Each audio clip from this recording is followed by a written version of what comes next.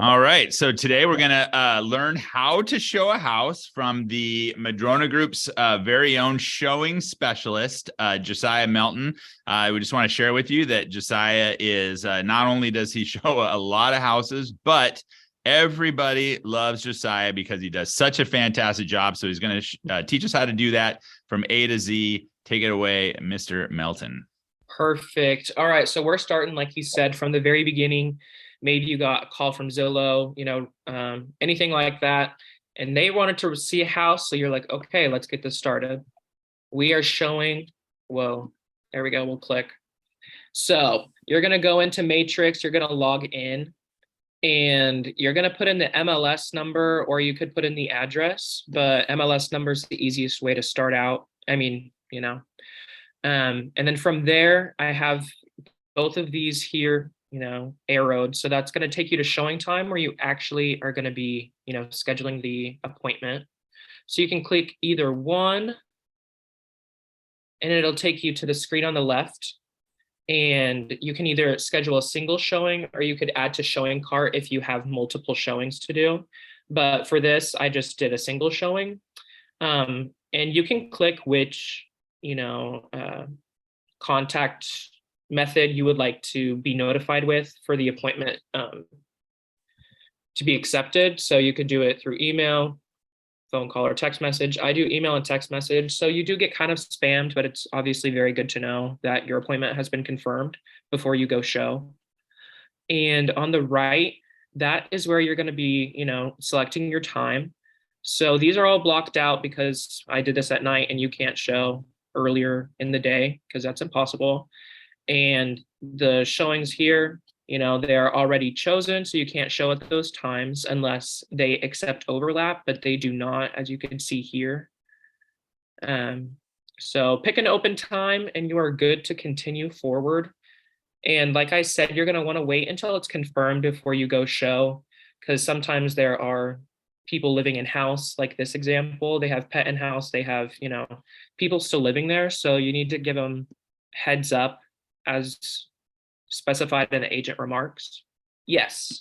Do you mind if I chime in just a hair? If you go back to that the one screen, one thing that's good to know and while you're doing the showing is you can see how many showings are scheduled now, right? So that's something good to kind of note in your head. Like if it's not all, if there's no black, if it's all white, like, oh, this isn't getting a whole lot of showings, right? And that's some good information I can bring to my buyers. Or if it's all black and I have to squeeze something in at 3 o'clock or something, that's some good information to bring back as well. So just kind of paying attention to that while you're scheduling. Absolutely. And oftentimes I'll schedule, earlier in the week, maybe for the weekend. And, it wasn't hard for me to get a time at all and it was all white. But once it's Friday or Saturday, you're going to see a lot more, black spots. So it's good to look at it again to let your clients actually know what the current activity's like. And then here, so this is kind of step 2, I've called it. You're going to be loading up on info. So where you kind of look for that is all on the MLS. You can see marketing remarks. I mean, that's nice to know. But that's also what your clients can see. But everything else pretty much is stuff that is for us, like for broker remarks, you definitely need to be looking at those before you go. So here it'll show you if they needed, notice to show. They'll tell you where the key box is sometimes. Here they'll tell you important info for when you're writing an offer. We won't worry about that necessarily for right now, but you can see that they have title and escrow, but they also have, info down here about stuff that you could negotiate in contract. But the main important thing for when you're showing is you're going to want to look here for where the key box is, and you're going to want to see if you have to give notice. I think those are kind of primary things that you want to look out for. And you'll also be able to see here, if it's vacant, most people will tag that right there.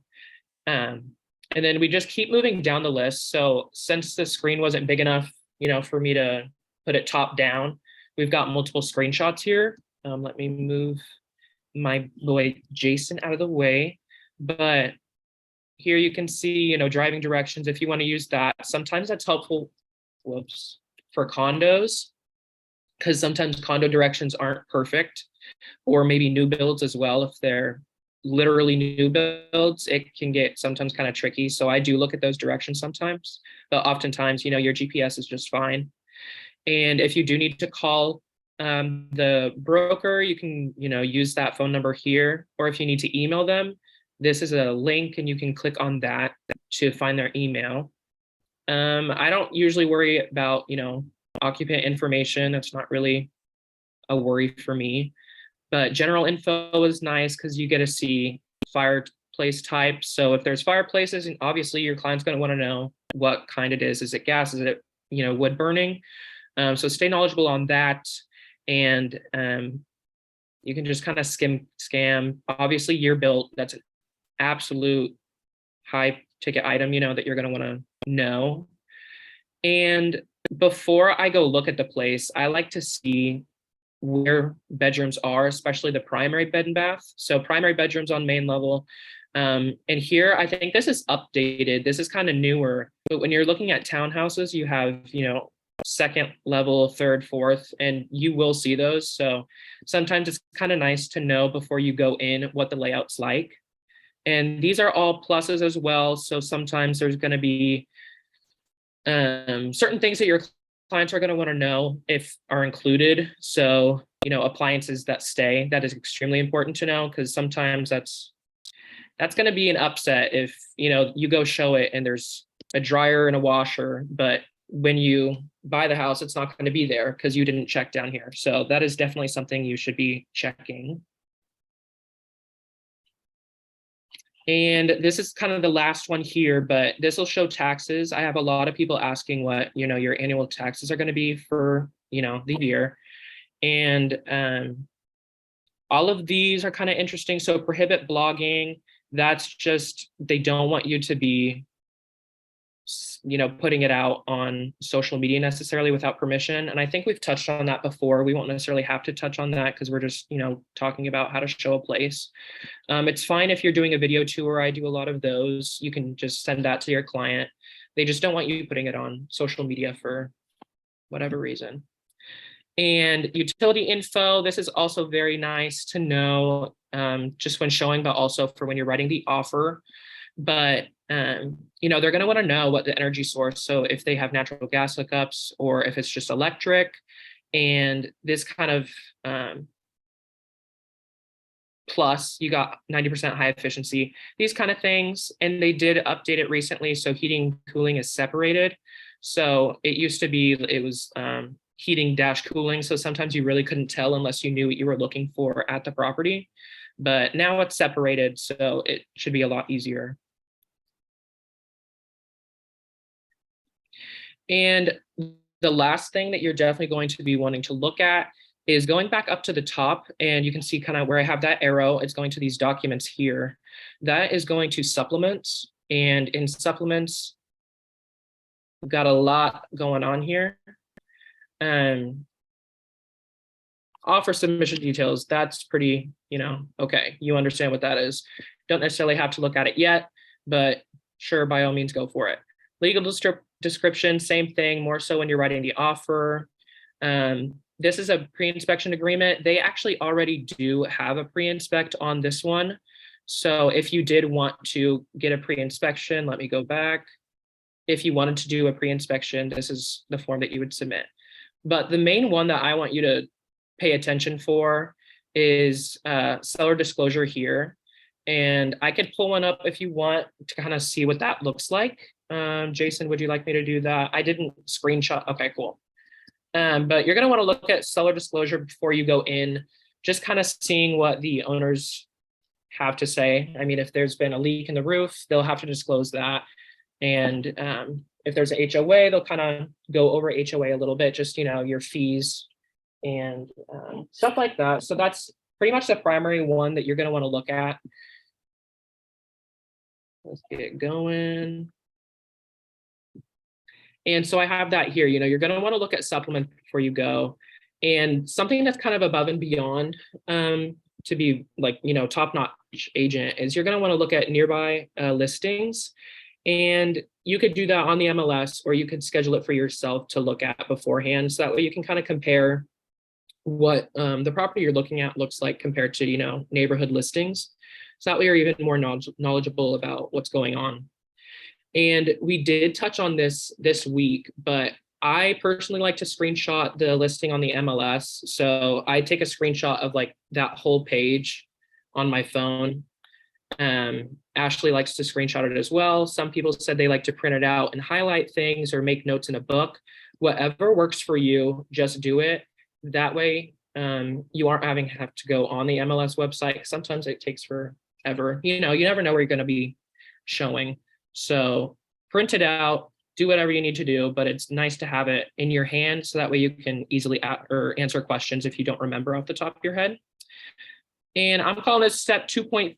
You're going to want to prepare your chariot, your car, your person, whatever. So maintain the interior of your car. They might not be driving with you, but if, they're walking around, they might peek in your car. You just want to have it look nice. It's not like you have to get it detailed, but you don't want to look sloppy.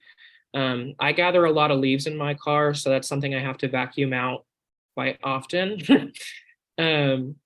And then I put this last little bullet point in this one as well, is things that you should keep in your car or yourself. I like to carry my tote bag around. Some people call it my emotional support tote bag. But, I like to keep water and snacks in my car. I also have an umbrella in there. I know it's Seattle. Some people frown on umbrellas, but it's nice to have just in case. You don't want your clients out and about just getting damp. But things that I keep in my little tote bag, or you could keep it in your car, flashlight, tape measure, tennis ball. That's something I actually don't have, but sometimes that could be helpful to see, if things are level in a house. And this last one is kind of interesting. I have it in mind just because I go everywhere anyway, but like a small pair of scissors or a Swiss Army knife, like something super small, like a small pair of sewing scissors. I like to keep in there. And honestly, I think I've used that more than I've used my flashlight, because there'll be times, like, especially if your clients have kids, they'll be pulling on strings and stuff. So like on their clothing, it's just something nice to have. And it's kind of cute, when they are surprised that you actually have something like that. So here is step 2.75. We are still not in the house yet. But Supra, I want to touch on this real fast. I put it before showing, because I'm not sure if everyone has it set up or not. But this is what a Supra key box looks like. You're going to want to keep it updated. In the app itself, you'll have updates. And then even, just since it's an app, you'll keep it updated in the app store as well. And oftentimes brokers will put where the location of the box is in those agent remarks, like I said. So definitely look at that, because even in the example that I showed, that one was on the back door. So if you aren't looking at agent remarks, you're going to show up and you're going to be walking around the whole property because you aren't quite sure. And, I don't know. Sometimes it's fine because you just found the listing or something. So don't be like worried about it, but it's, good to look professional. So it's nice to know where things are. And if you haven't used one yet, underneath here, there's like a little lip that you push up and it activates it. It's all Bluetooth, fine and dandy. And oftentimes, if it is not working, I have to restart my phone completely and start it back up, because sometimes even if it is completely updated, it just won't work. It's annoying. So like I said, just try to keep it updated. It kind of keeps those at bay, but sometimes they do not work. Anyway. Now, if you can't find the box, I've had this happen multiple times, because some people don't put it on the broker or agent remarks. They just wing it. So, you go up and you're expecting it to be on the front door, front fence, something. You can't find it. You've looked everywhere. Go ahead and call or text. I call first. I have a Kansas number, so they usually don't pick up. But call or text, they'll be happy to answer that for you, because you are showing their house. So if you can't find it, don't be afraid to pick up the phone. Now we are finally arriving at the property.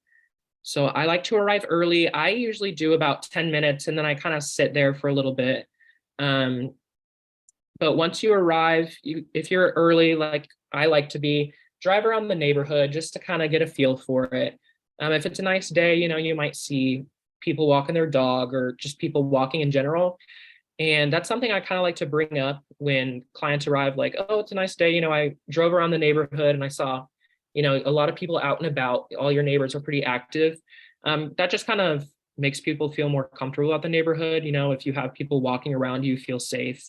So just kind of tell them how it feels, but be very careful about what you say. We don't want to get in trouble with, like fair housing statements and whatnot. Um, Save the best parking for the client. So either park in the, street, or if there are multiple garage situations, sometimes I'll park on the far left, but usually I do try to stay on the street just so that way they have the best spot for them. Now you're gonna unlock the door finally. So you're gonna open up your app, super key box. You're gonna unlock that sucker. And honestly, I've been doing this. I know, okay, 2 years, whatever. You would think I know how to unlock a door by now, but I am genuinely telling you that you are going to blank out and you are going to be fumbling with 3 keys that they have on this ring. And it's quite embarrassing. So I like to do that before they arrive. Just keep it unlocked, have that door open if it's nice. And once you're in, go ahead and turn on all lights, and open up windows if it's like stuffy or hot in there. And if they do have fans, you could turn those on.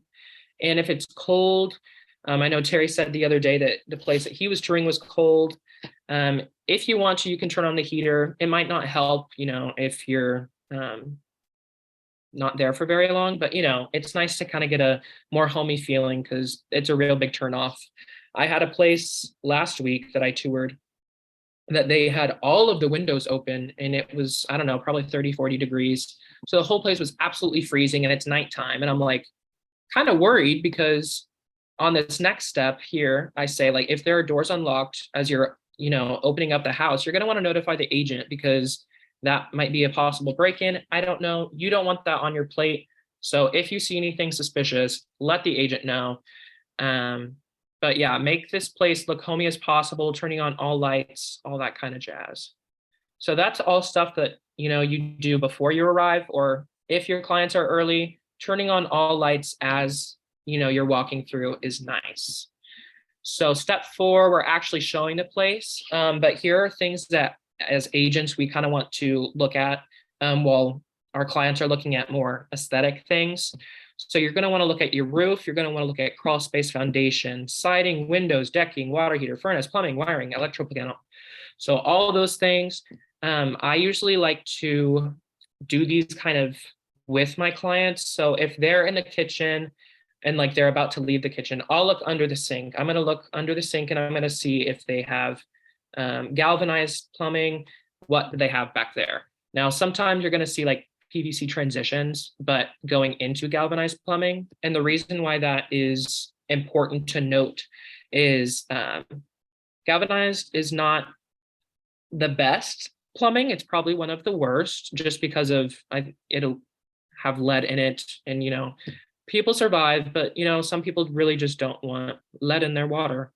So galvanized steel and cast iron, those two kind of have lead in them. They're known to have lead. So if you see that, say something. It might not be a big turnoff for them. They might know what they're doing. But if you see PVC, great. Copper, great. You're going to see copper a lot in bathrooms. But oftentimes it's kind of hard to see all the plumbing because it's not like this place is down to studs, but that's something I do like to look for. And same with wiring. Over here you have knob and tube. So knob and tube is old, fire hazard, boo. You're going to want to see that in the basement or crawl space if you can get in there. Don't go crawling around in the crawl space, but if you can peek in there, that's nice. And if you see wiring like in the basement up above, that's pretty much the place that I like to look. An electrical panel, I say this at the very end. There's one called Zinsco panel, and that one was recalled. I I think in the early 2000s, but you do still see these sometimes. They are a big fire hazard, and you don't want clients getting stuck with a fire. That's not great. So it's good to let your clients know kind of what they're dealing with, whether it be for wiring or electrical panel and plumbing itself. Now with these here, you kind of want to look around at the roof, the crawl space, foundation, siding, that kind of thing when you're with your client outdoors. I don't usually like to leave my clients completely, but I do that when they're out looking in the backyard. I'll be looking at the roof and foundation, windows, siding, loft. But decking, you're just kind of seeing if there's any rot, dry rot in general. Just look. It's not like you're an inspector, so you don't have to really go into it. But these are things that you could easily see with the eye, kind of give them a nice idea of what's going on. And what I'm looking for with the water heater and the furnace for me is year. So the water heater, you have, let's see, I think it's 15 to 20 years. Yeah, water heater is 15 to 20 year lifespan. So it'll have a manufacture date on there that I like to check. That's just nice to know for your clients. Like, hey, pretty soon after you buy this place, you're probably going to want to repair this, or it might fail because it's old. And if they do have a tankless water heater, those last like 20-year plus. Those are kind of newer, so you're fine. And with the furnace, it's also a 15 to 20-year lifespan. So again, I'm just checking how old they are really. And water heater, if you see water sitting at the bottom, that's not something you want to see. So just those kind of things. So when you're in the house with them still, I like to tour with them, but make sure you're giving them space. You don't want to be like on their backs, but let them tour at their own pace, but kind of look around at all these things as you're going with them. And do tell them what you're doing, because that is something that they're going to want to know. Like, that's not something that they're going to be looking for necessarily unless they're experienced. And they're going to trust you a lot more if you're, saying that you're looking at plumbing, you're looking at, electrical, all these things. They love to hear that because that's honestly kind of impressive. And then also just kind of talk to them, as they're going through, they'll be talking. So you're going to be able to see what their likes, their dislikes are. You can, chat about that, flesh that out. It just helps not only just make conversation and build trust, but it also helps you with your like search when you're looking through houses for them. You'll remember those things that they like and just send a message with a property like, hey, this has a great island. I know you were, excited about that one in the last house, blah, blah, blah. Something like that, Now, after showing, these are very important. So right after you're showing, honestly, literally ask them, is this something that they want to put an offer on? It might seem scary. They're not going to be afraid of that question. They will tell you yes or no, or we're going to go think about it, something. If you don't ask for it, how are they, how are you expecting to get the sale? So go ahead and ask. It's not a frightening question. And this one I have in all capitals because I have done this before. Lock all of those doors. And I've gotten a little paranoid about it. So I'll check multiple times because it is not nice having an agent call you saying that there's a door open and wanting you to go back, which is fair, but you're all the way like 30 minutes away already. And everyone's going to get mad. They're going to call Joe or Jason and you're going to get complained about. So that's not a fun time. Just please make sure you're locking all the doors for safety reasons. And the last step here, give listing agent feedback. You're going to see in this next slide, I have quite a few that I need to get feedback for. Sometimes I'm not the best, so I'm sorry. But if they're adamant, they will text you about it and I will answer because, it's just right in front of my face. So how are you supposed to be leaving showing or feedback on showing time? So you are going to go, I guess, I forgot, on Matrix, there is a button at the top called showing time. You can click on that. And that'll take you to this screen here. And you're going to click on feedback over here. And bada bing, bada boom. These are all the properties that I still need to give feedback. Now, in my defense, many of these are for client who I do video tours with, and they don't necessarily give feedback. But that's not a great excuse, because you should be knowing what their feedback is. So if they look at it late, whatever, just get it over to the agent as soon as possible. If you had a listing, you would want people to be telling you what the place felt like for your clients and what your opinion was. And this last slide here, these are known recalls. So I mentioned Zinsco earlier. This is what the panel looks like. It'll have a sticker up here. Go ahead and look literally at every panel, even if it's new build. I still do it. It's, again, nice for your clients to know that you're looking. But if it does have a Zinsco, let your clients know. This has been recalled in the past for fire hazard. Might be something you want to look at, or have an inspector come look at. And LP siding, that was recalled from 85 to 95. And you don't necessarily, you might not know like what the age of the siding is, but if it was built in this time and they have LP siding, there you go. You're going to know that they might want to replace that. But those are the known recalls that we do kind of look for when we are showing. But those are the only two I have right now. And that is actually all I have. I think I was trying to go through and think if there was anything else that I missed, but I couldn't come up with anything. I know maybe for me, it just kind of feels normal and easy, but if you have any questions, feel free to ask, at any point during the showing, what am I supposed to be doing? Let me know if you have anything. Awesome. Thank you so much, man. Great. Thanks, Josiah. You are so welcome. You did awesome. That was cool. Does anybody have any questions for Josiah? Well, I was gonna say that Zinsco and the LP stuff, like that is kind of, that's above and beyond. It's really good to know, because like putting in an offer on something that we know is going to be a known hazard, especially siding, not a small cost. Yeah.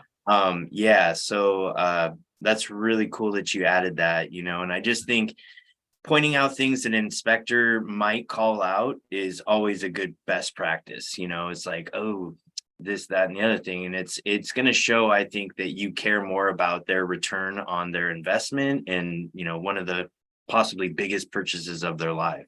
Yeah. Versus actually just wanting to sell a house. Exactly. Well, plus it could save time because if they back out, right? Oh, like once you get that far, and then if they decide never mind, because Absolutely. Well, plus, you can, if it gets to inspection and there is LP siding, and then, they're like, oh, well, you're my agent. How did you not know that? And it's like, oh, well, sorry, we missed that. Does everyone know how to check and see if it's LP siding by looking at it?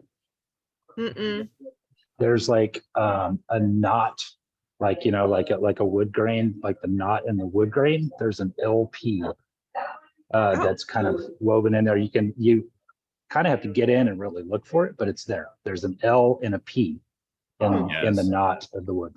Their siding is branded with their logo in it. You can't really see it unless you look closely, which is kind of funny, but it really is.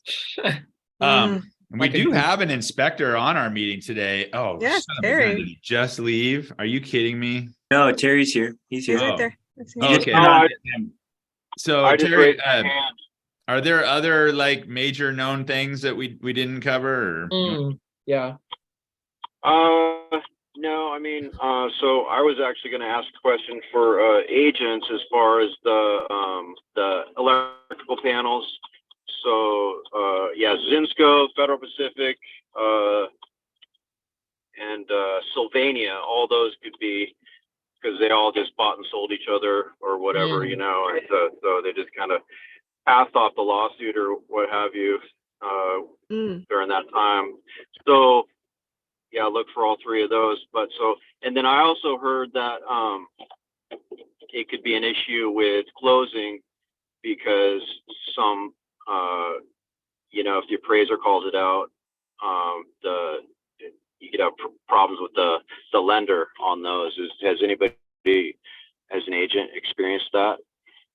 No, not yet. Not electrical panel, but other weird things have been called out, so it wouldn't surprise me. You know, and maybe it's some of the other loan programs like FHA and things like that that are a little more stringent on appraisal. But no, I haven't heard of that, but it honestly, it wouldn't surprise me. Yeah, I think we did. I think Tree did. Somebody had a manufactured home that had a Zinsco in it, and it fell apart. And I think it was the appraisal. I think it got past inspection, but I could be wrong. But I could see it being an issue for sure too. Oh yeah. Oh, and were there other items that you think that agents should, you know, keep in their car, in their bag, whatever, that I didn't get to? I tried to think of ones that we've said before, but You know, I've needed a hammer, but that's more for like hammering in signs for listings and stuff. And then listings also the little white flags. You guys know about the little white flags. I know this is buyer stuff, but I still think toilet paper is a good one because that's sometimes fair. they need to use the bathroom and there's no toilet paper, and yeah, 100%. I've Wait, just I heard like horror that. stories. you know what else like too is how about soap, Yes. Yeah, right? hand sanitizer. Yeah. Yeah. There's never soap in vacant houses, so Yeah. True. and I would carry paper towels and spray or so, you know, some kind of cleaner, because you know, every once in a while you'll, especially if you have kids, you know, with you or whatever, they'll make a mess, or you know, you're tracking in mud and, you know, maybe like a white entryway, or you know, other kind of thing, if you just can be courteous and kind of clean that up. But it's all above and beyond stuff. Right. Yeah. Mm-hmm. Yeah, but I think the thing to focus on, like same thing in the water and the snacks, right? This can become like a marathon.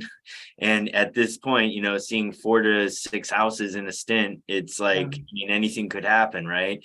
And it takes a little bit of time. So yeah, I mean, to be the hero with a roll of toilet paper, there's probably nothing better at that moment in time. You know, you kind of look pretty prepared, and like that's a high level of service. So yeah. That really is. Yeah. The Awesome. and there's a couple of things too, and like we want to be careful about like pointing out some of those items. Like it's good to know them and present them. We don't want to freak people out, because galvanized plumbing could absolutely freak somebody out. But if I'm a professional plumber, you know, maybe I'm okay, because the house is priced at a level where I'm fine with going in. I know I'm going to change the plumbing, you know, on my own and have that. Or maybe I already knew I was going to go down to the studs, or maybe I just really don't care, and this is just the house I want to be in. So you don't want to present it like, oh my God, it's galvanized plumbing, let's go, right? Yeah. It's not like that. It's just like, hey, this is something that you should know about. You know, this particular type of plumbing is it tends to, you know, fail a little bit more quickly, and you know, it has some side of you know, some stuff that's not so great, right? Oh, okay, tell me more about that, right? Same thing with any of the stuff, right? Just because it has a bad roof doesn't mean we don't want to buy it. We just need to know that we're probably going to need to put a roof on soon, and maybe that's something we ask for in the inspection, or you know, so it doesn't stop us from moving forward with the purchase, but that information we can bring to our buyers and just like, hey, let's go into this, as you know, Joe always says, with our eyes wide open. Okay, here's exactly what we're looking at. Fine, we can work around it.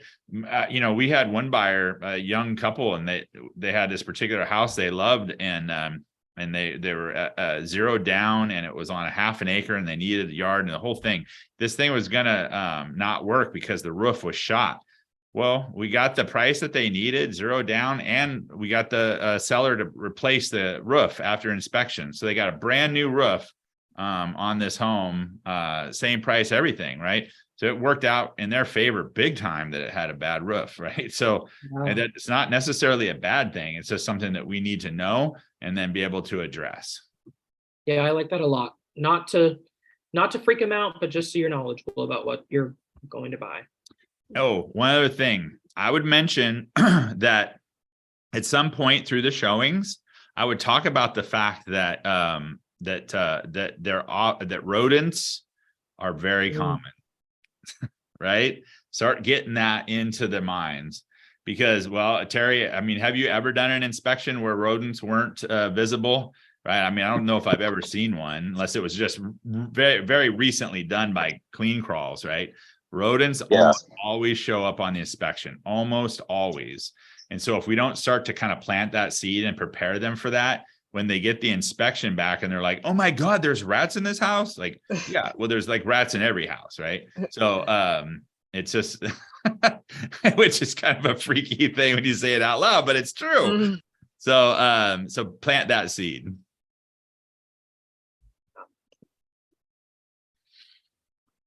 Yeah, tell them they're just cute little mice. Like Tom and Jerry. Yeah. Yeah.